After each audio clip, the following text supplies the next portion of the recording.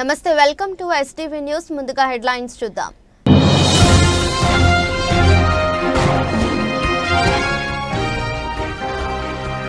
One nation one election పై seminar Chennai చేరుకున్న Pawan Kalyan.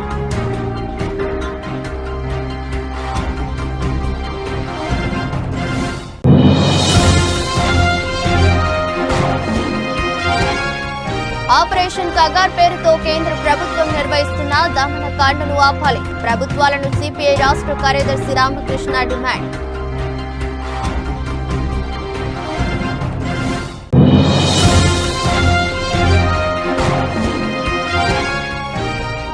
TDP working president గా లోకేష్ కు అవకాశం. టీడీపీలో అత్యంత కీలకంగా వ్యవహరిస్తున్న మంత్రి.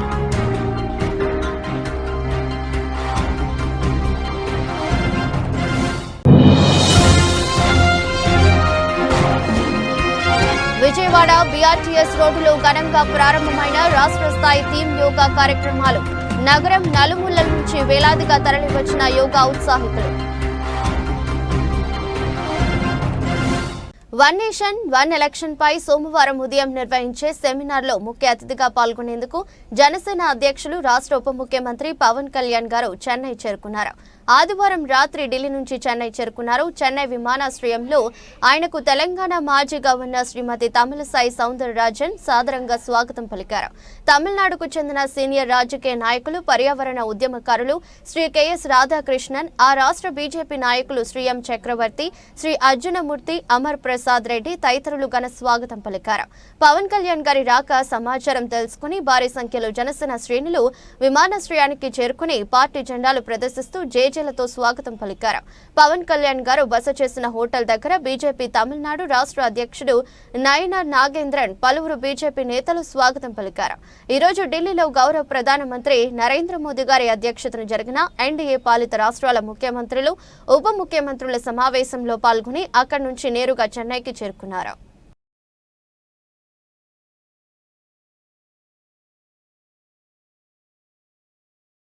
అవనిగడ్డ నియోజకవర్గ శాసనసభ్యులు మండలి బుద్ధ ప్రసాద్ తన పుట్టినరోజు సందర్భంగా తిరుమల శ్రీ వెంకటేశ్వర స్వామివారి సేవలో తరించారు. సోమవారం ఉదయం తిరుమల తిరుపతి దేవస్థానాన్ని కుటుంబ సమేతంగా సందర్శించిన ఎమ్మెల్యే బుద్ధ ప్రసాద్, విజయలక్ష్మి దంపతులు స్వామివారికి ప్రత్యేక పూజలు జరిపించారు. కూటమి ప్రభుత్వంలో రాష్ట్రం అభివృద్ధి పదంలో పయనించాలని స్వామివారికి పూజలు చేశారు. నియోజకవర్గ యువ నాయకులు మండలి వెంకట్రామ్, సాయి సుప్రియ దంపతులు, కుమార్తె అల్లుడు శీలం కృష్ణప్రభ, అశ్విన్ కుమార్ దంపతులు కుటుంబ సభ్యులు పాల్గొన్నారు. ఆపరేషన్ కగార్ పేరుతో కేంద్ర ప్రభుత్వం నిర్వహిస్తున్న దమనకాండను ఆపాలని ప్రభుత్వాలను సిపిఐ రాష్ట్ర కార్యదర్శి రామకృష్ణ డిమాండ్ చేశారు. ఇటీవల జరిగిన ఎన్కౌంటర్లో సిపిఐ మావోయిస్టు ప్రధాన కార్యదర్శి నంబాల కేశవరావుతో పాటు 27 మంది నిండు ప్రాణాలను బలిగొన్నారని, ఎన్కౌంటర్లపై సుప్రీంకోర్టు సిట్టింగ్ జడ్జి చేత జ్యుడిషియల్ విచారణ జరిపించాలని డిమాండ్ చేశారు. ఆపరేషన్ కగార్ పేరుతో కేంద్ర ప్రభుత్వం సాగిస్తున్న దమనకాండను నిరసిస్తూ సిపిఐ ఆంధ్రప్రదేశ్ రాష్ట్ర సమితి ఆధ్వర్యంలో దాసరి భవన్లో రౌండ్ టేబుల్ సమావేశాన్ని ఆదివారం నిర్వహించారు. సిపిఐ రాష్ట్ర కార్యదర్శి కె రామకృష్ణతో పాటు వామపక్ష పార్టీలు, వివిధ రాజకీయ పక్షాలు, ప్రజా సంఘాల రాష్ట్ర నాయకులు, మేధావులు హాజరయ్యారు.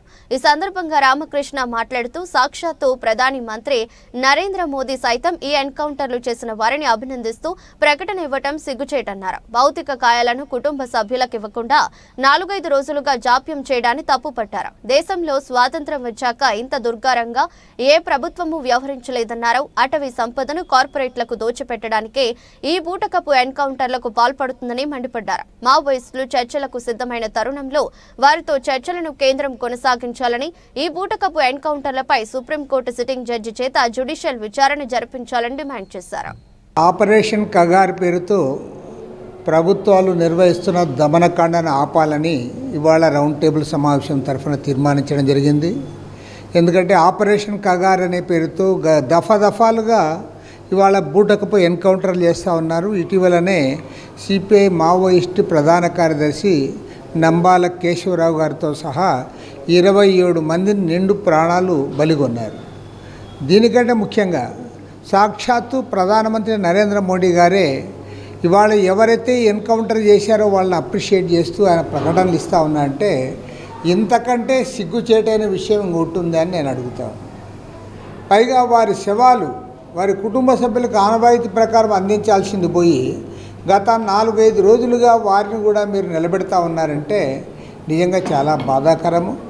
ఇవాళ ఒక్క మాటలో చెప్పాలంటే భారతదేశానికి స్వాతంత్రం వచ్చిన తర్వాత ఇంత దుర్మార్గంగా ఏ ప్రభుత్వం కూడా వ్యవహరించలేదు.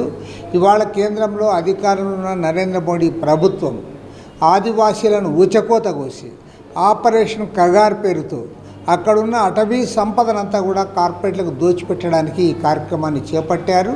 దీన్ని సిపిఐ, ఇతర వామపక్షాలు, ప్రజాతంత్ర శక్తులు అందరం కూడా ముక్త కంఠంతో ఖండిస్తూ ఉన్నాం. ఇవాళ నక్సలైట్ చర్చలకు సిద్ధమైన నేపథ్యంలో వారితో చర్చలు కొనసాగించాలని డిమాండ్ చేస్తూ ఉన్నాం. అదేవిధంగా జ్యుడిషియల్ ఎంక్వైరీ జరపాలని కూడా ప్రభుత్వాన్ని కోరుతూ ఉన్నాం. ఎందుకంటే మీరు బూటకపు ఎన్కౌంటర్లు చేశారు, ఆదివాసులను పొట్టన పెట్టుకుంటా ఉన్నారు. కాబట్టి వీటన్నిటిపైన కూడా జ్యుడిషియల్ ఎంక్వైరీ జరపాలని చెప్పి కూడా ఇవాళ సిపిఐ తరఫున మేము డిమాండ్ చేస్తూ ఉన్నాం. అంతేకాకుండా ప్రజాతంత్ర పద్ధతిలో ప్రజా హక్కులను కాపాడడానికి, అటవీ హక్కులను కాపాడడానికి, ఆదివాసీల హక్కులను కాపాడడానికి కూడా ప్రజాతంత్ర లౌకిక కమ్యూనిస్టులు అందరం కూడా ఏకమై వారికి అండగా నిలబడాలని కూడా విజ్ఞప్తి చేస్తున్నాం. విప్లవ రైలు సంఘం అధ్యక్షుడిని. ఈ నెల 21న ఛత్తీస్గఢ్ రాష్ట్రంలో నారాయణపూర్ ప్రాంతంలో మావోయిస్టులకు పోలీసులకు మధ్య జరిగిన ఎదురు కాల్పుల్లో 28 మంది మావోయిస్టులు మరణించారని అమిత్ షా ప్రకటించాడు. అందులో శ్రీకాకుళం జిల్లా జిఎమ్మ వలసకు చెందిన మావోయిస్ట్ పార్టీ కార్యదర్శి సంబాల కేశవరావు ఉన్నారని, అట్లనే చీరాల ప్రాంతంలోని జాండ్రపేటకు చెందిన మావోయిస్ట్ సజ్జా నాగేశ్వరరావు, అతను జంగ్ పత్రిక సంపాదకుడు కూడా అతను ఉన్నారని, తెలంగాణకు చెందిన భూమిక ఉరఫ్ ఉదయలక్ష్మి, రాకేష్ అనే యువకుడు ఉన్నారనే విషయం పత్రికల ద్వారా, ప్రసార మాధ్యమాల ద్వారా ప్రచలితమైంది.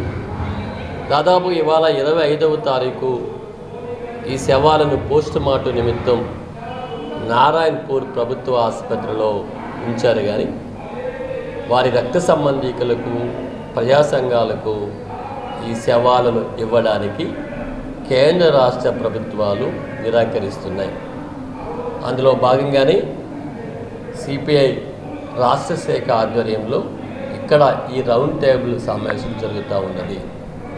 ప్రధానంగా మేము మాట్లాడుతూ ఉన్నది ఒక 50 ఏళ్ల విప్లవోద్యమ చరిత్రలో అనేక ఎన్కౌంటర్లు, ఎదురుకాల్పులు జరిగినప్పుడు రక్త సంబంధీకులకు శవాలను అందించడం ఒక ఆనవాయితీగా వస్తుంది. ఇవాళ ఆ ఆనవాయితీని కేంద్ర రాష్ట్ర ప్రభుత్వాలు 2 ఉల్లంఘించాయి. తక్షణము ఈ 4 శవాలను వారి బంధువులకు అప్పగించాలని, 2 సంవత్సరాల కాలంగా జరుగుతున్న ఆపరేషన్ కగార్ అంతిమ యుద్ధం దాదాపు 501 మంది మావోయిస్టులను, ఆదివాసులను, సాధారణ ప్రజలను, స్త్రీలను చంపివేసిన తర్వాత ఈ ఆపరేషన్ కగారును ఆపివేయాలి. 3వది, మావోయిస్ట్ పార్టీ 3 నెలల క్రితం ఒక చర్చల ప్రతిపాదన కేంద్ర ప్రభుత్వంతో చేసింది. ఆ చర్చల ప్రతిపాదన స్వాగతించి మావోయిస్టులతో చర్చలు జరపాలి. ఈ 3 అంశాల ఆధారంగా ఇవాళ ఇక్కడ ఈ రౌండ్ టేబుల్ సమావేశం జరుగుతూ ఉన్నది. ఒక ప్రజాస్వామ్యపు రాజ్యాంగ పరిధిలో పనిచేస్తున్న కేంద్ర ప్రభుత్వం మావోయిస్టులు చేసినటువంటి ఈ విజ్ఞాపన ఏదైతే ఉన్నదో ఎప్పటికైనా కగార్ ఆపరేషన్ నిలుపుదల చేసి వారితో మాట్లాడటం, ఈ హతులైన 4 శవాలను తక్షణం వారి బంధువులకు, ప్రజా సంఘాలకు అప్పజెప్పాలని ఇక్కడ రౌండ్ టేబుల్ సమావేశం ఒక విజ్ఞాపన చేస్తామని డిమాండ్ చేస్తాం. సంక్షేమానికి రూపకల్పన చేసిన ఘనత టీడీపీ వ్యవస్థాపకులు ఎన్టీఆర్కే దక్కుతుందని విజయవాడ తూర్పు ఎమ్మెల్యే గద్దె రామ్మోహన్ అన్నారు. సీఎం చంద్రబాబు నేతృత్వంలో సంక్షేమం, అభివృద్ధి సమానంగా ముందుకు తీసుకువెళ్తున్నారని చెప్పారు. విజయవాడ తూర్పు నియోజకవర్గంలోని 6వ division Maruti Nagar coca cola street ఏరియాలో ప్రజా సమస్యలపై ఎమ్మెల్యే గద్దె రామ్మోహన్ పర్యటించారు. ఈ సందర్భంగా నిరుపేద కుటుంబాలకు చెందిన 4 పార్టీ కార్యకర్తలకు 3 తోపుడు బండ్లు, ప్లాట్ఫారం రిక్షా పంపిణీ చేశారు. ఈ సందర్భంగా ఆయన మాట్లాడుతూ మహానాడు సంబరం 27, 28, 29 కడుపు పసుపుమయంగా మారిందన్నారు. ఎన్టీఆర్ సంక్షేమానికి రూపకల్పన చేశారని, అనేక పథకాలు ప్రవేశపెట్టారని గుర్తు చేశారు. ఆయన స్ఫూర్తిగా దేశవ్యాప్తంగా అవలంబిస్తున్నారని చెప్పారు.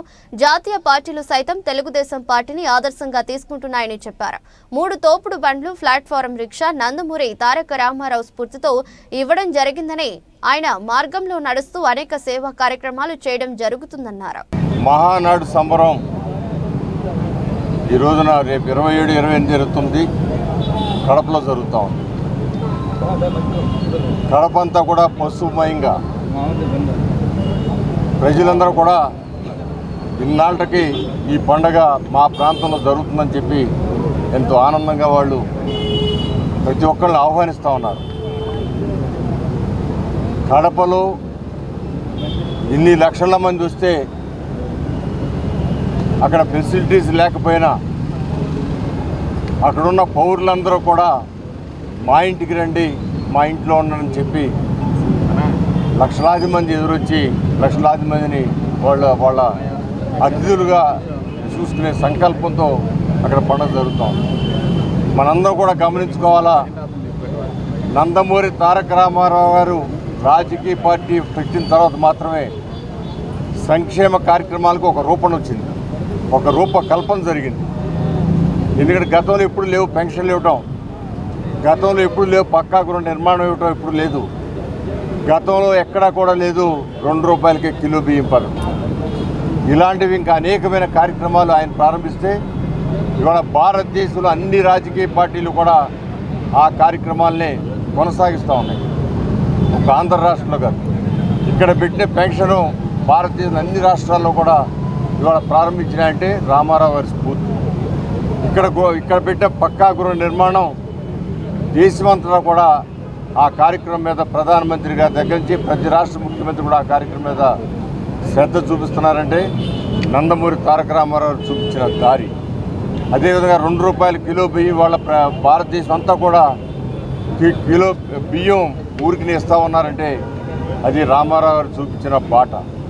మరి అలాంటి వ్యక్తి పుట్టినరోజు సందర్భంగా మహానాడు ఏర్పాటు చేసుకోవడం, అందరూ కూడా పసుపు సైన్యంలాగా అక్కడికి వెళ్ళటం, ఒక సమావేశం జరగటం, ఇది కూడా ప్రతి రాష్ట్రానికి ఆదర్శమైంది. వాళ్ళ రాజకీయ పార్టీలు అనేకం ఉన్నాయి, జాతీయ పార్టీలు ఉన్నాయి. జాతీయ పార్టీలు సైతం ఇలా కార్యక్రమం చేస్తే ప్రజల్ని చైతన్యపరచవచ్చు అని చెప్పి ఇవాళ అన్ని పార్టీలు కూడా ఇంత క్రమంగా చేయకపోయినా అప్పుడప్పుడు మేము మీటింగ్లు పెడతా ఉన్నారు. సో ఏదేమైనా కూడా నందమూరి తారక రామారావు గారు రాజకీయాల్లో ఒక మార్గదర్శి, సినీ నటుడుగా ఎంత పేరు ప్రఖ్యాతి గడించారో భారతదేశం అంతటా కూడా ఒక రాజకీయ నాయకుడిగా ఈ సంక్షేమ కార్యక్రమాల ద్వారా కానీ ఇక్కడ ఏర్పాటుతున్న కార్యక్రమాల ద్వారా కానీ ఆయన ఖ్యాతి గడించారు. ఆయనకి మరొకసారి మరి ఘనమైన నివాళులు అర్పిస్తూ ఆయన జయంతోత్సవాలు అందరూ ఘనంగా జరుపుకోవాలని మనస్ఫూర్తిగా కోరుకుంటూ మరి ఈ సంక్షేమ కార్యక్రమాలు ఇవాళ 3 కూరగాయలు, పళ్ళు అమ్ముకునే బళ్ళు ఇవ్వడం జరిగింది. తెలుగుదేశం పార్టీ విజయవాడ తూర్పు ఇవ్వడం, ఒక మనిషి చీపుళ్ళు అమ్ముకునే మనిషికి రిక్షా ఇవ్వడం జరిగింది. ఇవన్నీ కూడా ఆయన స్ఫూర్తే.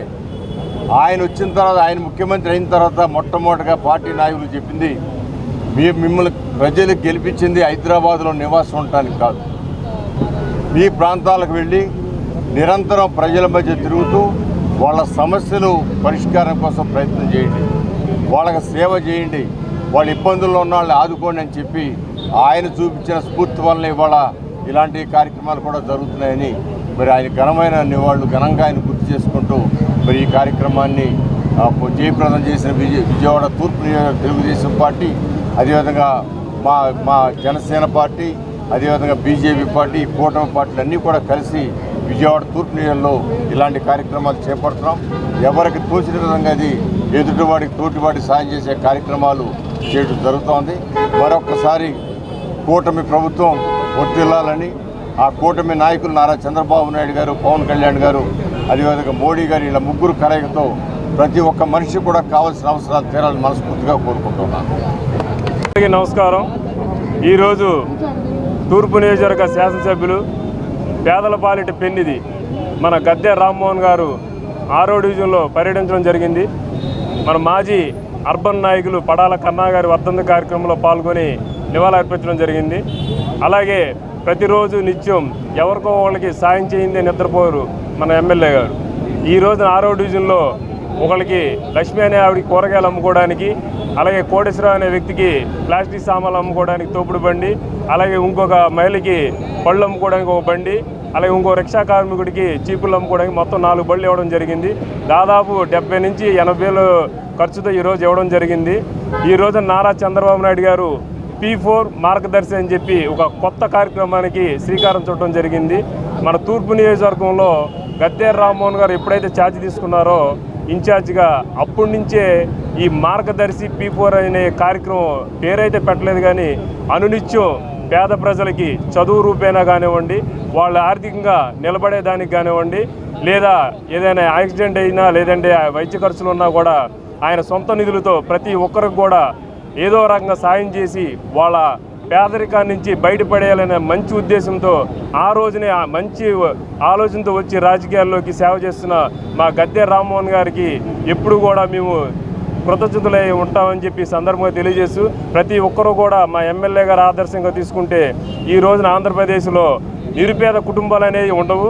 అదే బాటలో కానీ అదే మార్గంలో కానీ మన నారా చంద్రబాబు కొత్త ఆలోచనతో P4 మార్గదర్శి అని చెప్పి కొత్త కార్యక్రమానికి శ్రీకారం చుట్టారు. ఈ రకంగా చూస్తే ఆంధ్రప్రదేశ్లో పేదలు అనేవాడు ఎవరు ఉండరని చెప్పి సందర్భంగా తెలియజేస్తూ నమస్కారం. జయంతి ఉత్సవాల సందర్భంగా మన గద్దె రామ్మోహన్ గారు, మన ఎమ్మెల్యే తూర్పు నియోజకవర్గం ఎమ్మెల్యే గద్దె రామ్మోహన్ గారు చేతుల మీదుగా మన 3 బళ్ళును ఒక బండి మామూలుగా పేదలకు పంచిపెట్టడం జరిగింది. అసలు మామూలుగా గద్దె రామ్మోహన్ రావు గారు అంటేనే ఇంటికి ఒకళ్ళు ఉంటారు, ఇంట్లో ఒక వ్యక్తి కంపల్సరీగా ఆయన అభిమానిగా ఉంటారు. ఆయనకు ఉన్న ఒక బ్రాండ్ అంటే పార్టీలకు అతీతంగా గద్దె రామ్మోహన్ రావు గారు పోటీ చేస్తున్నారంటేనే ఆయన ఏ నియోజకవర్గమా, ఏ గుర్తా ఏంటని కూడా ఆలోచించరు. అంత మంచి పేరు తెచ్చుకున్నటువంటి మా నియోజకవర్గం ఎమ్మెల్యే గద్దె రామ్మోహన్ రావు గారు ఇలాగ చాలా సంవత్సరాలుగా కొన్ని దాన ధర్మాలు చేస్తూ మంచి పేరు ప్రతిష్టలు తెచ్చుకున్నారు. పార్టీకి కూడా మంచి పేరు తెచ్చారు. అదేవిధంగా ఇంకా ముందు ఇంకా కొనసాగించాలని కోరుకుంటూ మా జనసేన పార్టీ తరఫున వారికి ధన్యవాదాలు తెలుపుకుంటున్నాను. ఇంద్రకీలాద్రి శ్రీ దుర్గా మల్లేశ్వర స్వామివార్ల దేవస్థానంలోని మహామండపం 6వ అంతస్తులో మీడియా సమావేశం నిర్వహించిన ఎగ్జిక్యూటివ్ ఆఫీసర్ మరియు డిప్యూటీ కలెక్టర్ వికే సీనా నాయక్. ఎగ్జిక్యూటివ్ ఆఫీసర్ మరియు డిప్యూటీ కలెక్టర్ వికే సీనా నాయక్ పాయింట్స్. రాష్ట్రంలో 2వ అతిపెద్ద దేవస్థానం శ్రీ దుర్గా మల్లేశ్వర స్వామివార్ల దేవస్థానం. గత 2 వారాలుగా అనేక అంశాలను క్షేత్రస్థాయిలో పరిశీలిస్తున్నాం. వేలాదిగా అమ్మ దర్శనానికి అనేక ప్రాంతాల నుంచి భక్తులు వస్తూ ఉంటారు. భక్తుల సౌకర్యార్థం VIP దర్శనాలని 11 గంటల 30 నిమిషాల నుండి 1 గంట 30 నిమిషాల వరకు రద్దు చేయడం జరిగింది. పార్కింగ్ సమస్యలు తలెత్తకుండా ఏర్పాటు చేయడం జరిగింది. 3, 4, 5 తేదీలలో నవగ్రహములు పునఃప్రతిష్ఠ చేయడం జరుగుతుంది. అభివృద్ధి కార్యక్రమాలలో మహామండపం, పూజ మండపం తదితర వాటిని అభివృద్ధి చేస్తున్నాం. యుద్ధ ప్రాతిపదికన వచ్చిన భక్తులకు అన్ని మౌలిక సదుపాయాలు, సౌకర్యాలు ఏర్పాటు చేశారు. దుర్గా ఘాట్ ను కూడా కుడివైపు విస్తరించే విధంగా అధికారులను కోరడం జరిగింది. భక్తులకు ఎటువంటి ఇబ్బంది కలగకుండా అన్ని ఏర్పాట్లను క్షేత్రస్థాయిలో పరిశీలిస్తున్నారు. మీ అందరికీ తెలిసిందే, ఇక్కడ వారధి మీద వెళ్తున్నప్పుడు అమ్మవారి ఆకారం చూసినా కానీ కొంతమంది వేపులు ఒకసారి వెళ్ళేసి వద్దామని పక్కన వచ్చేస్తుంటారు. మేబీ అక్కడ కొద్దిగా సమయాభావం వల్ల మీకు చెప్పి ఉండకపోవచ్చు. PRO గారికి చెప్తాను, ఇప్పటి నుంచి ఇమీడియట్గా చెప్తాను. ఇంకొక మాట, మీరు వేరే రకంగా అనుకోవద్దు. VIP వచ్చినా, మంత్రి గారు వచ్చినా, ఎవరు వచ్చినా లోపల దాకా వచ్చేస్తున్నారు. అది దయచేసి మీరు అర్థం చేసుకోండి. ఎందుకంటే రాబో రోజుల్లో PTD తర్వాత మన దేవాలయాన్ని ఆ పరిధిలోకి డెవలప్ చేద్దామనే ఉద్దేశంతో ఉన్నాం. కాబట్టి ఇప్పటి నుంచి మనం అందరం కూడా మీ సహకారం ఉండాలి. అందరం కూడా అర్థం చేసుకుంటే, ఇక్కడ ఉండే నియమ నిబంధనలు అర్థం చేసుకొని మనం ముందుకు వెళ్తే కొద్దిగా కొన్ని ఇష్యూస్లో మనం బాగా చేసుకోగలం.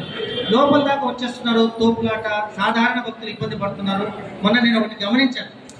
సో అది మీరు అర్థం చేసుకుని ఎక్కడైతే విఐపిని మేము పూర్ణకుంభం ద్వారా మేము స్వాగతిస్తామో మీరు అక్కడే ఆగిపోవాలి. బయటకు వచ్చాక మీరు వాళ్ళతో ఎంతసేపు అయినా మాట్లాడవచ్చు. దయచేసి అది కొద్దిగా గమనించగలరు. ప్రజల కష్టాలను పాలకుల దృష్టికి తెచ్చి పరిష్కరించేలా చేసే జర్నలిస్టు వృత్తి వారిదే. ఎక్కడ ఎటువంటి సంఘటన జరిగినా వాటిని ప్రజలకు, అధికారులకు అందించేందుకు ఉరుకులు పరుగులు పెడుతుంటారని జర్నలిస్టు సొసైటీ నాయకులు వెంకటరావు సతీష్ తెలిపారు.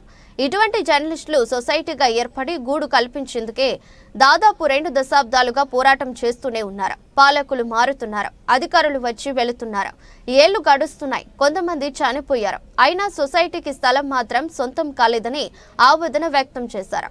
కూటమి ప్రభుత్వంలో సీఎం చంద్రబాబు సానుకూలంగా స్పందించి దశాబ్దాల పోరాటానికి ముగింపు పలికేలా సహకారం అందించాలని ఆ జర్నలిస్టులు కోరుకుంటున్నారని పేర్కొన్నారు. విజయవాడ సమీపంలోని నున్న మ్యాంగో మార్కెట్ వద్ద విజయవాడ జర్నలిస్టుల సొసైటీ కార్యాలయాన్ని ఏర్పాటు చేశారు.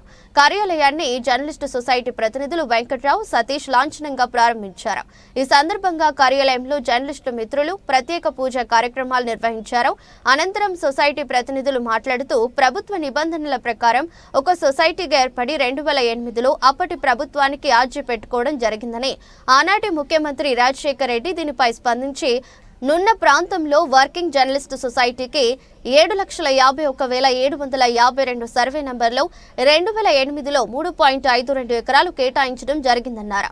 అయితే ఆ తర్వాత ఫైల్ ముందుకు వెళ్లడంలో కొంత జాప్యం జరిగిందని, ఆ తర్వాత వైఎస్ ప్రమాదంలో చనిపోవడంతో కిరణ్ కుమార్ రెడ్డి సీఎంగా ఉన్న సమయంలో మరోసారి కలిసి జర్నలిస్టులు విన్నవించారు. అయినా కూడా దానిపై సానుకూలంగానే ఉన్నామని చెప్పినప్పటికీ ప్రభుత్వ పరంగా జరగాల్సిన ప్రక్రియ పూర్తి కాలేదన్నారు. 2014లో విభజన తర్వాత ఏర్పడిన ఆంధ్రప్రదేశ్కు సీఎంగా చంద్రబాబు బాధ్యతలు స్వీకరించారు.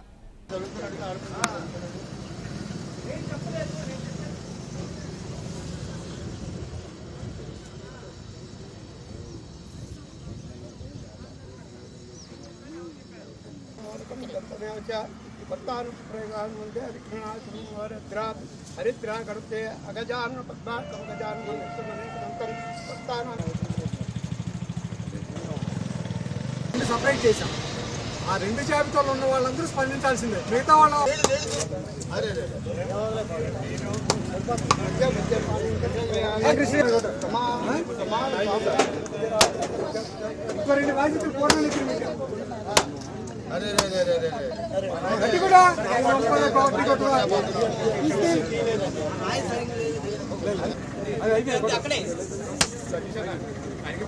పెప్సీ పోకుంటే సాగు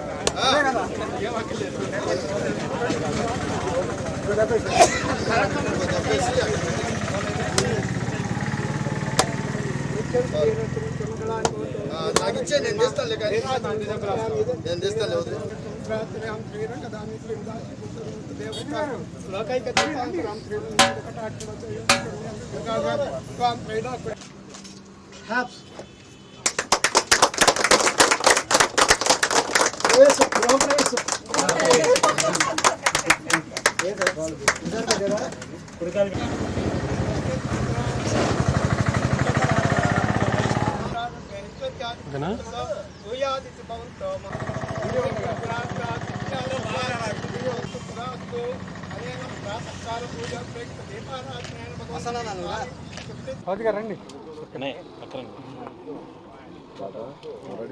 Vijayawada working journalists mutual aided house building society ఈరోజు ఒక కొత్త మైలురాయి దాటింది.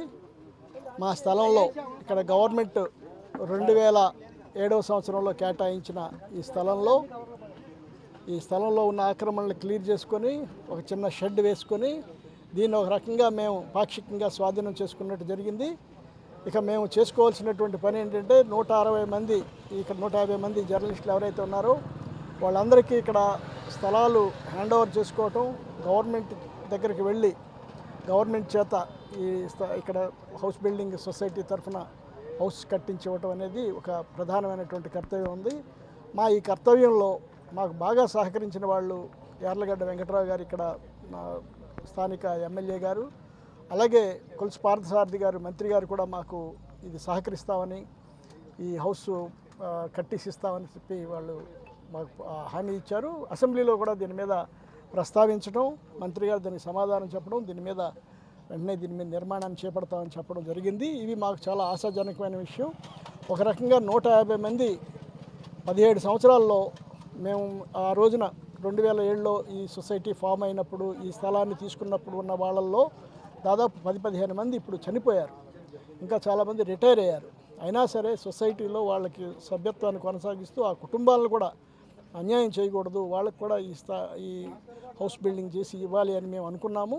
దానికి అనుగుణంగానే ఈ మా కార్యవర్గం నిరంతరం పనిచేస్తూ ఇంతవరకు తీసుకొచ్చింది.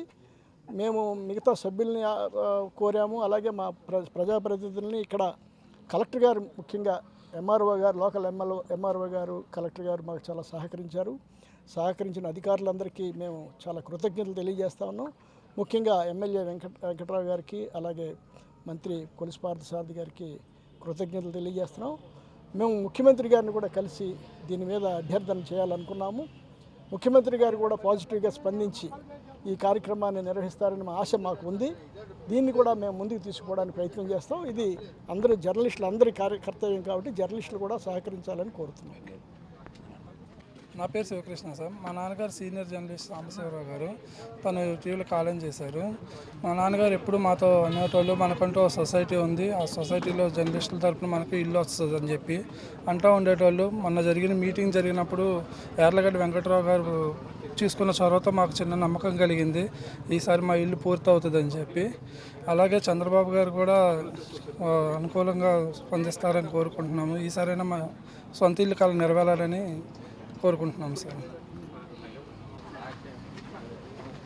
17 సంవత్సరాలు సుదీర్ఘకాలం ఆశ నిరాశల మధ్య ఒక ఊగిసలాట. మాకు ఇల్లు వస్తుందా రాదా, వస్తే ఎప్పటికి వస్తుంది, కనీసం మేము రిటైర్ అయ్యి బతికుండగా మా సొంత ఇంటిని చూసుకుంటామా లేదని ఒక 150 మంది జర్నలిస్టులు తపన పడ్డారు. దీనిలో ఇందాక ముదిగొండ సాంబశివరావు గారు లాంటి వాళ్ళు, పుల్లయ్య గారు లాంటి సీనియర్ జర్నలిస్టులు ఒక 10-15 మందిని మేము కోల్పోయాం. వాళ్ళ కుటుంబ సభ్యులకి వాళ్ళు బతికున్న కాలంలో, అబ్బాయి నేను మీకు బతికున్నంత కాలంలో ఏమి ఇవ్వలేకపోయాను, ఇదిగో సొసైటీ తరఫున ప్రభుత్వం మాకు స్థలం కేటాయించింది, అక్కడ మీకు ఇల్లు వస్తుంది, అది మీకు ఒక ఆసరాగా ఉంటుందని వాళ్ళ కుటుంబ సభ్యులకి చెప్పారు. ఆ చనిపోయిన వారి కళని సాకారం చేసి పాత్రికేయ వృత్తి, ప్రజలకి ప్రభుత్వాలకి మధ్య వారధిగా నిలుస్తున్నటువంటి పాత్రికేయులు అనామకులు కాదు, వాళ్ళ పిల్లలు అనామకంగా ఉండటానికి వీలు లేదు అనేటువంటి ఒక లక్ష్యంతో ఈ కార్యవర్గం, ఈ హౌస్ బిల్డింగ్ సొసైటీ కార్యవర్గం పనిచేస్తూ ఉంది. దానికి ఇప్పటిదాకా సభ్యులు, ప్రజాప్రతినిధులు, అధికారులు కూడా పూర్తిగా సహకరిస్తూ వచ్చారు. చంద్రబాబు నాయుడు గారు అనేక సార్లు జర్నలిస్టులకి వాళ్ళు ఇళ్ల నిర్మాణం చేస్తాము, మా ప్రభుత్వం కృతనిశ్చయంతో అనేక సందర్భాల్లో చంద్రబాబు నాయుడు గారు, అలాగే మంత్రి పార్థసారథి గారు, ఎమ్మెల్యే యార్లగడ్డ వెంకట్రావు గారు చాలా స్పష్టంగా చెప్పున్నారు. ఈ అతి కొద్ది స్థలంలో 2 ఎకరాల 15 సెంట్లు మాకు ప్రభుత్వం ఇచ్చింది, మళ్ళీ వెనక్కి తీసుకోగా మిగిలింది. దానిలో ఒక 150 మంది సభ్యులకి అపార్ట్మెంట్ నిర్మాణాన్ని అనుకుంటున్నాం. అంటే తక్కువ స్థలంలో చంద్రబాబు నాయుడు గారు పదే చెప్పినట్టుగా విలువైనటువంటి భూ వనరుల్ని వృధా చేయకుండా ఇక్కడ ఒక హౌసింగ్ కాలనీ నిర్మాణాన్ని చేపట్టమని ప్రభుత్వాన్ని విజ్ఞప్తి చేస్తున్నాం. ఇది రాష్ట్ర వ్యాప్తంగా పాత్రికేయుల ఇళ్ల సహకార సంఘాల నిర్మాణానికి సంబంధించి ఒక ఆదర్శవంతమైన కాలనీగా దీన్ని రూపకల్పన చేసుకుంటే, దీన్ని ఆదర్శంగా తీసుకొని మరిన్ని జిల్లాల్లో పాత్రికేయులకు అతి తక్కువ స్థలంలోనే ఇళ్ల నిర్మాణాన్ని చేపట్టే అవకాశం ఉంటుంది. పాత్రికేయులుగా మేము కూడా మేము చెల్లించగలిగింది బ్యాంకు రుణాల రూపేణా మేము కూడా చెల్లించడానికి సిద్ధంగా ఉన్నాం. కాబట్టి ఆ మేరకు చంద్రబాబు నాయుడు గారి ప్రభుత్వం, కూటమి ప్రభుత్వం సానుకూలంగా ఆలోచించి ఈ ఇళ్ల నిర్మాణాన్ని పూర్తి చేస్తుందని ఆకాంక్షిస్తున్నాం. గుజరాత్, మధ్యప్రదేశ్తో పాటు ఇతర రాష్ట్రాల్లో పార్టీ ఇప్పటికే బలంగా ఉందని, ఆంధ్రప్రదేశ్లో కూడా బలోపేతం చేసే దిశగా ముందుకు వెళతామని Republican party of India national president Yashwantrao Bhimrao Ambedkar తెలిపారు. ఆంధ్రప్రదేశ్లో ఉన్న పార్టీలు ధనికుల కోసం పనిచేస్తున్నాయని, తమ పార్టీ ఎస్సీ, ఎస్టీ, బీసీ, మైనార్టీల సంక్షేమం కోసం పనిచేస్తుందన్నారు. గాంధీనగర్లోని ఓ హోటల్లో రిపబ్లికన్ పార్టీ ఆఫ్ ఇండియా ఆధ్వర్యంలో మీడియా సమావేశం జరిగింది. ఈ సందర్భంగా Republican party of India national president Yashwantrao Bhimrao Ambedkar మాట్లాడుతూ ఆంధ్రప్రదేశ్ అధ్యక్షులుగా ఉప్పులైటి దేవిశ్రీ ప్రసాద్ ని నియమించడం జరిగిందన్నారు. మా పార్టీ నాయకుల కోసం పనిచేయదని, షెడ్యూల్డ్ కాస్ట్, షెడ్యూల్డ్ ట్రైబ్స్ సంక్షేమం కోసం పనిచేస్తుందన్నారు. అంబేద్కర్ ఆశయ సాధన కోసం ఎన్నో సంవత్సరాలుగా పనిచేస్తున్న దేవిశ్రీ ప్రసాద్ కి తమ పార్టీకి అందరూ అండగా నిలవాలని పిలుపునిచ్చారు. గత ప్రభుత్వాలు సంక్షేమ పథకాల పేరుతో ఎస్సీలకు రావాల్సిన నిధులను మళ్లించి అవినీతికి పాల్పడ్డారని విమర్శించారు. తమ పార్టీ సొంత సిద్ధాంతాలతో పనిచేస్తూ రాష్ట్రంలో బలోపేతం అవుతామని మాలా మాదిగలు సోదరులు లాంటి వారని వ్యాఖ్యానించారు. రాబోయే పార్లమెంట్ అసెంబ్లీ ఎన్నికలలో ప్రతి నియోజకవర్గంలో రిపబ్లికన్ పార్టీ ఆఫ్ ఇండియా అభ్యర్థులు పోటీ చేస్తున్నారని వెల్లడించారు.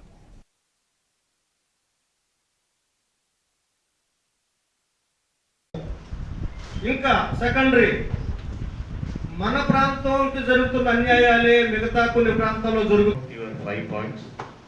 We have a very good agenda and very good future. So మన కర్ణాటక నుంచి మీకు 100%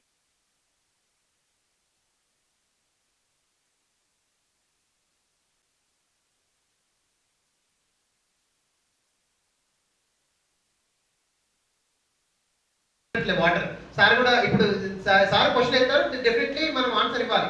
వాటర్ ని డైవర్ట్ చేయమంటున్నాం మనం, నాట్ ఫ్రమ్ ద వేస్ట్ అయ్యే వాటర్ ని అక్కడ నుంచి పైప్ లైన్ తీసుకోమని ఉత్తరాఖండ్ అక్కడ కాదు. ఇది ఒకసారి సార్ కూడా తీసుకోవాలి. థ్యాంక్ యూ అండ్ అభినందిస్తున్నాను ఈ పాయింట్ ముందు తీసుకొచ్చినందుకు. ఎందుకంటే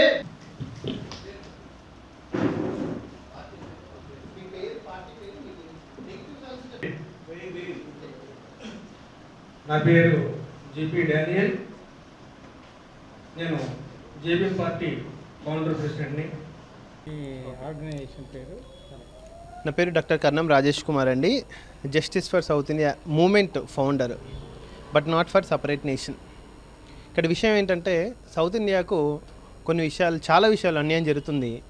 అది మున్ముందుకు కొనసాగితే మాత్రము కొన్ని దేశ వ్యతిరేక శక్తులు వస్తాయి అనే ఆలోచనతో దాన్ని స్టాప్ చేయడానికి మాకు సమన్యాయం కావాలి అన్ని విషయాలంటే ఒకటి వచ్చేసి డీలిమిటేషన్. అప్కమింగ్ డీలిమిటేషన్లో బేస్డ్ ఆన్ పాపులేషన్ మనకు డీలిమిటేషన్ జరిగే అవకాశం ఉంది. దాన్ని ఏ విధంగా అయినా ఆపాలి. బేస్డ్ ఆన్ పాపులేషన్, డీలిమిటేషన్కి వ్యతిరేకం కాదు, మేము డీలిమిటేషన్ బేస్డ్ ఆన్ పాపులేషన్కి మాత్రం వ్యతిరేకం. రెండోది, మనకు గంగా యమున బ్రహ్మపుత్ర వాటర్ని మనము ఇక్కడ మిగులు జలాల్ని సౌత్ ఇండియాకి మళ్లించాలి. మిగులు జలాల్ని మాత్రమే, యూటిలైజ్ జలాల్ని కాదు. మూడోది, దేశ రాజధానిని, సెకండ్ రాజధానిని ఏర్పాటు చేయాలి, సుప్రీంకోర్టుని ఏర్పాటు చేయాలి. మూడోది. నాలుగవది వచ్చేసి ఫైనాన్షియల్ రెసిప్రోకాలిటీ. అంటే ఏంటి, మనం ఎంత ఇస్తున్న కేంద్రానికి, కేంద్రం నుంచి మనకి ఎంత వస్తుంది, అది ఒకటి క్యాల్కులేట్ చేసుకోవాలి. చాలా తక్కువ వస్తుంది, మనం కాంట్రిబ్యూట్ చేసేది ఎక్కువ, మనకు వచ్చేది తక్కువ. ఐదవది వచ్చేసి రీజనల్ రిజర్వేషన్ సిస్టమ్ని ఇంప్లిమెంట్ చేయాలి అని ఈ యొక్క 5 డిమాండ్లతో ఒక అజెండా అనేది పాస్ చేసినాం. దానికి రిజల్యూషన్స్ అనేటివి కూడా ప్రతిపాదిస్తున్నారు. డెఫినెట్గా ఆల్రెడీ ఈ జస్టిస్ ఫర్ సౌత్ ఇండియాకి తమిళనాడులో 30 రాజకీయ పార్టీలు, కర్ణాటకలో 30 రాజకీయ పార్టీలు, కేరళలో 5 పొలిటికల్ పార్టీలు, పుదుచ్చేరిలో ఒక పొలిటికల్ పార్టీ, దాదాపు 56 నుంచి 60 పార్టీల సమ్మేళనం. ఇప్పుడు దాదాపు ఇక్కడ 20 నుంచి 25 పొలిటికల్ పార్టీలు మద్దతు ఇచ్చాయి. 80 నుంచి 85 రాజకీయ రిజిస్టర్డ్ పార్టీల యొక్క మద్దతు అనేది కూడగట్టినాము. కొందరు అంటున్నారు డిఫరెంట్గా కొన్ని రాజకీయ ఈక్వేషన్స్ కూడా యూజ్ చేద్దామని. ఇక్కడ ఏ రాజకీయ ఈక్వేషన్స్తో యూజ్ చేయడానికి మేము రాలేదండి. అందరికీ న్యాయం జరగాలని, చిన్న పార్టీని ఏ విధంగా శాసనసభలోకి, లోక్సభలోకి పంపించాలనే ఆధ్వర్యంతో ఈ సభను కండక్ట్ చేయడం జరిగింది. అంటే ప్రధానమైనటువంటి రాజకీయ పార్టీలు, అధికార పక్షాలు, ప్రతిపక్షము ఈ మీ రౌండ్ టేబుల్ సమావేశంలో కనపడలేదు. ఎస్, అంటే వాళ్ళ మద్దతు మీకు లేదు, మరి ఎట్లా?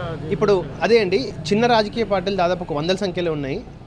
చిన్న రాజకీయ పార్టీలు కలిపి ఒక కోయిలిషన్గా కానీ, ఒక యూనిట్గా కానీ మాతే డెఫినెట్గా మాకు ఒక పాజిటివ్ అవుట్కమ్ అనేది అన్ని రాష్ట్రాల్లో కనిపించింది, ఇంక్లూడింగ్ ఆంధ్రప్రదేశ్లో. పెద్ద రాజకీయ పార్టీలు మీరు అంటున్నారు, పెద్ద రాజకీయ పార్టీలు ఆల్రెడీ ఇన్విటేషన్ అయితే పంపించాము, బట్ వాళ్ళు పరోక్షంగా అయితే సపోర్ట్ చేశారు. ధన్యవాదాలు. ఫ్రెండ్స్, నేను డిఎస్ఎన్వి ప్రసాద్ బాబు, జనవాహిని పార్టీ అధ్యక్షుడిని, హైకోర్టులో న్యాయవాదిగా ప్రాక్టీస్ చేస్తున్నా. బ్రహ్మర్షి డాక్టర్ బిఆర్ అంబేద్కర్ గారు రాసినటువంటి రాజ్యాంగంలో వివక్ష ఎటువంటిదైనా సరే ఉండకూడదు అని చెప్పారు. అది రాజ్యాంగంలో పొందుపరిచిన ఫండమెంటల్ రైట్స్ దాంట్లో భాగం. ప్లేస్ ఆఫ్ బర్త్, పుట్టుక కారణంగా వివక్ష ఎదుర్కోకూడదు ఎవరు కూడా అని చెప్పారు. మీరు గమనించినట్లయితే 78 సంవత్సరాల స్వతంత్ర భారతంలో దక్షిణ భారతదేశం నుంచి ఇద్దరే ప్రధానమంత్రులు అయ్యారు. ఇది వివక్ష కాదా? దేవగౌడ గారు, పివి నరసింహారావు గారు వాళ్ళిద్దరు మాత్రమే అయ్యారు. అసలు వీళ్ళలో ప్రధానమంత్రిని చెయ్యాలి అని రాజకీయ పార్టీల్లో లేదు. ఇక్కడ ఉన్నటువంటి రాజకీయ పార్టీలు కూడా అటువంటి ఆలోచన లేదు. 543 సీట్లు ఉన్నటువంటి భారత లోక్సభ దీంట్లో 139 సీట్లు దక్షిణ భారత రాష్ట్రంలో, అంటే తెలుగు రాష్ట్రాలు 2, కర్ణాటక, తమిళనాడు, కేరళ నుంచి ఉన్నాయి. ఈ 139 మంది ఎప్పటికీ ఎవరో ఒకరిని సపోర్ట్ చేయటమేనా? ఈ 139 లోక్సభ నియోజకవర్గాల్లో ఉన్నటువంటి వాళ్ళు ఎప్పటికీ ప్రధానమంత్రి కాలేరా? ఇది వివక్ష కాదా? ఇది చాలా దుర్మార్గం. అటువంటి వివక్షలు అనేకం జరుగుతూ ఉన్నాయి. నేను మచ్చుకు ఒకటి చెప్పాను, ఈరోజు ఇక్కడ ఈ కార్యక్రమం నిర్వహించడం చాలా గొప్ప విషయం. మనం అందరం కూడా పార్టిసిపేట్ చేయాలి. న్యాయవాదులు, పాత్రికేయులు ఇందులో ముఖ్యమైన భూమిక పోషించాలని చెప్పి నేను కోరుతా ఉన్నాను. రాజకీయ పార్టీల ఐక్యత ఎంతవరకు ఫలిస్తుంది మీ పోరాటంలో? ప్రయత్నం చేయాలి. ఎందువల్లంటే బ్రిటిష్ వాడి మీద మనం పోరాటం మొదలుపెట్టినప్పుడు, బ్రిటిష్ రూల్ని వ్యతిరేకించినప్పుడు ఇలాగే ఉంది. ఇప్పుడు 78 సంవత్సరాలుగా ఇది చర్మం బురద అంటి ఉంది. దీన్ని కడగాలంటే మామూలుగా ఒక రోజులోనో 2 రోజుల్లోనో కాదు. ఇది కేవలం ఒక నాంది. ప్రయత్నం చేయాలి. ఒకరోజు ఎప్పటికైనా సరే మనం సఫలీకృతం అవుతాం. విజయవాడ బీఆర్టీఎస్ రోడ్లో సోమవారం ఉదయం ఘనంగా ప్రారంభమైన రాష్ట్ర స్థాయి థీమ్ యోగా కార్యక్రమాలు నగరం నలుమూలల నుంచి వేలాదిగా తరలివచ్చిన యోగా ఔత్సాహికులు, విద్యార్థులు 26 జిల్లాల్లో 26 రోజుల పాటు 26 ఇతివృత్తాలతో యోగాంధ్ర ప్రచార కార్యక్రమాలు. ప్రతి వర్గాన్ని యోగాంధ్రలో భాగం చేసే లక్ష్యంతోనే థీమ్ యోగా కార్యక్రమాలు. రాష్ట్రంలో కనీసం 2 కోట్ల మంది యోగాలో ప్రవేశించేలా అవగాహన, శిక్షణ. నిపుణులు రూపొందించిన యోగా కామన్ ప్రోటోకాల్ ప్రకారం శిక్షణ అభ్యాసం. రాష్ట్ర వ్యాప్తంగా 104 పర్యాటక ప్రాంతాల్లోనూ ప్రత్యేక ప్రచార కార్యక్రమాలు. ప్రతి కుటుంబానికి, ప్రతి వ్యక్తికి యోగాను చేరువేసేందుకే కృషి. జిల్లాలకు 4-5 పర్యాటక ప్రాంతాల్లో యోగా ఔన్నత్యాన్ని చాటి చెప్పే కార్యక్రమాలు. జూన్ 21న విశాఖలో అంతర్జాతీయ యోగా దినోత్సవ వేడుకలు. ప్రతి ఒక్కరూ తమ జీవన మార్గంలో యోగా అభ్యాసనాన్ని భాగం చేసుకోవాలి. గ్రామ, మండల, జిల్లా, రాష్ట్ర స్థాయిలో ప్రత్యేకంగా యోగా పోటీల నిర్వహణ. రాష్ట్ర ప్రభుత్వ ప్రత్యేక ప్రధాన కార్యదర్శి ఎంటి కృష్ణబాబు యోగాంధ్ర మాసోత్సవాల ప్రారంభ కార్యక్రమంలో పాల్గొన్న ఆరోగ్యం, కుటుంబ సంక్షేమం commissioner Veerapandian, AP MSIDC VC and MD Girisha, PS NTR జిల్లా కలెక్టర్ డాక్టర్ లక్ష్మీసా, ఆయుష్ డైరెక్టర్ కె దినేష్ కుమార్. కార్యక్రమంలో పాల్గొన్న పతంజలి యోగా, ఈషా ఫౌండేషన్ బ్రహ్మకుమారిలు, అమరావతి యోగా కేంద్ర యోగా యోత్సాహికులు, ఎన్ఎస్ఎస్ వాలంటీర్లు. శుభోదయం. ఈరోజు రాష్ట్ర వ్యాప్తంగా 26 రోజులు 26 జిల్లాల్లో 26 యోగా థీమ్స్తో డిఫరెంట్ క్రాస్ సెక్షన్స్ ప్రజల్ని యోగాకి ప్రవేశం కల్పించాలని, యోగా యొక్క ఉపయోగాలు ప్రజలందరికీ తెలియచేయాలనే ఉద్దేశంతో మన ముఖ్యమంత్రి గారు ఈ కార్యక్రమాన్ని చాలా ప్రెస్టీజియస్గా టేకప్ చేస్తున్నారు. అందులో భాగంగా మొదటి రోజు ఎన్టీఆర్ జిల్లాలో యోగా ప్రాక్టీషనర్స్, అంటే యోగా ఆల్రెడీ ప్రాక్టీస్ చేసేవాళ్ళు యాక్టివ్గా పార్టిసిపేట్ చేస్తూ వాళ్ళతో పాటు జనరల్ పబ్లిక్ కూడా మోటివేట్ చేయడానికి ఈ థీమ్ ప్రోగ్రామ్ స్టార్ట్ చేయడం జరుగుతోంది. చాలా సంతోషం. చాలామంది ఔత్సాహికులు చాలా మంచి ఇంట్రెస్ట్తో బాగా ఎర్లీగానే ఇక్కడికి వచ్చారు. మనకి ఇంటర్నేషనల్ యోగా డే 21వ తారీఖు జూన్ ఏదైతే మనం జరుగుతుందో అందులో మన ప్రధానమంత్రి గారు ఇంటర్నేషనల్ యోగా డే స్టార్ట్ చేసిన 10 సంవత్సరాలు కంప్లీట్ అయిన సందర్భంగా 11వ ఇంటర్నేషనల్ యోగా డే మనం జరుపుకుంటున్న సందర్భంగా వైజాగ్, మన ఆంధ్రప్రదేశ్ వైజాగ్లో పార్టిసిపేట్ చేస్తానని చెప్పడం, మన ముఖ్యమంత్రి గారు ఇన్విటేషన్ మీద ఆ కార్యక్రమానికి ఒక పెద్ద ఎత్తున ప్రజల్లో ఒక చైతన్యం తీసుకురావడానికి హెల్త్, ఆరోగ్యం, అలాగే మనం వెల్బీయింగ్, ప్రతి ఒక్క మనిషికి కూడా మన బాడీ చాలా ఇంపార్టెంటు, అలాగే మైండ్ ఇంపార్టెంటు. టీడీపీలో అత్యంత కీలకంగా వ్యవహరిస్తున్న మంత్రి నారా లోకేష్ కు పార్టీ కార్యనిర్వాహక అధ్యక్షుడిగా బాధ్యతలు అప్పగించాలన్న ఆలోచన పార్టీ అధిష్టానంలో ఉన్నట్లు తెలుస్తుంది. తెలుగుదేశం జాతీయ ప్రధాన కార్యదర్శిగా ఉన్న లోకేష్ కు వర్కింగ్ ప్రెసిడెంట్ ని చేయాలని టీడీపీ శ్రేణుల నుంచి అధిష్టానంపై ఒత్తిడి పెరుగుతున్నట్లు తెలుస్తుంది. దాంతో రేపటి నుంచి కడపలో ప్రారంభమయ్యే మహానాడులో ఈ విషయమై ఒక నిర్ణయం తీసుకుని ప్రకటించే అవకాశం ఉంది. ముఖ్యమంత్రిగా చంద్రబాబు నాయుడు క్షణం తీరిక లేకుండా ప్రభుత్వ అధికారిక కార్యక్రమాల్లో నిమగ్నమైపోయారు. రాజధాని అమరావతి, పోలవరం, పెట్టుబడుల ఆకర్షణ, ప్రాజెక్టుల నిర్మాణాల వంటి కీలక పనుల్లో ఆయన మునిగిపోయారు. ప్రభుత్వంలో అదుపు తప్పిన వ్యవస్థలను గాడిలో పెట్టవలసిన అవసరం ఉంది. ఈ పరిస్థితుల్లో పార్టీ బాధ్యతలను లోకేష్ అప్పగించడం మంచిదన్న అభిప్రాయం అత్యధిక మందిలో ఉంది. ఈ నేపథ్యంలో లోకేష్ కు నూతన బాధ్యతలు అప్పగించే ప్రకటన మహానాడులో చేస్తారని పార్టీ నేతలు, కార్యకర్తలు భావిస్తున్నారు. ఏ పార్టీలో కూడా కార్యకర్తలకి గుర్తింపు లేదు. మా తెలుగుదేశం పార్టీలోనే గుర్తింపు ఉందనడానికి ఇది ఒక నిదర్శనం అన్న. నారా లోకేష్ గారు కుటుంబ సభ్యులతో ఎలా కలిసి ఉంటారో అలానే కలిసి ఉన్నారన్న. నాకు చాలా ఆశ్చర్యం వేసింది. గత 15 ఏళ్ళుగా ఈ పార్టీలో కష్టపడి పనిచేసినందుకు మా నాయనకి ఒక గుర్తింపు ఇచ్చారు, ఉత్తమ కార్యకర్తగా. అది తీసుకోవడానికి నాన్న లేడు. గత నెల రోడ్డు యాక్సిడెంట్లో డాడీ చనిపోవడం జరిగింది. ఈ విషయం నారా లోకేష్ అన్న గారికి తెలియజేయడం, మీ పెద్దగా నేనుంటాను, కష్టం వచ్చినా నష్టం వచ్చినా అని నేనే భరిస్తానని మాకు హామీ ఇచ్చినాడు.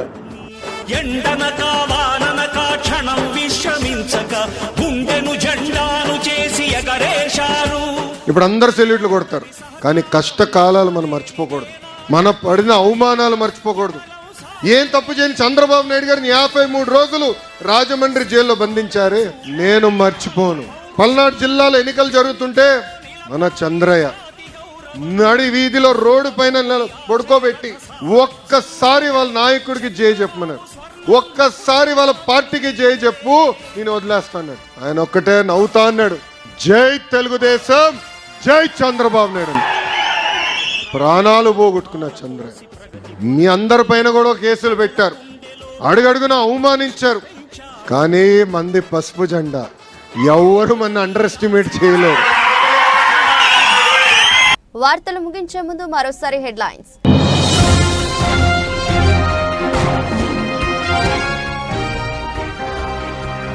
వన్ నేషన్ వన్ ఎలక్షన్ పై సెమినార్, చెన్నై చేరుకున్న Pawan Kalyan.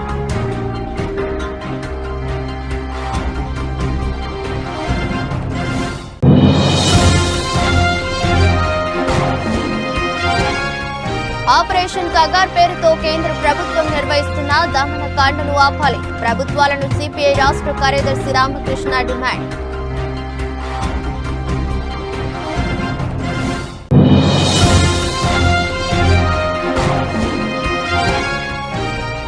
TDP working president గా లోకేష్ కు అవకాశం, టీడీపీలో అత్యంత కీలకంగా వ్యవహరిస్తున్న మంత్రి.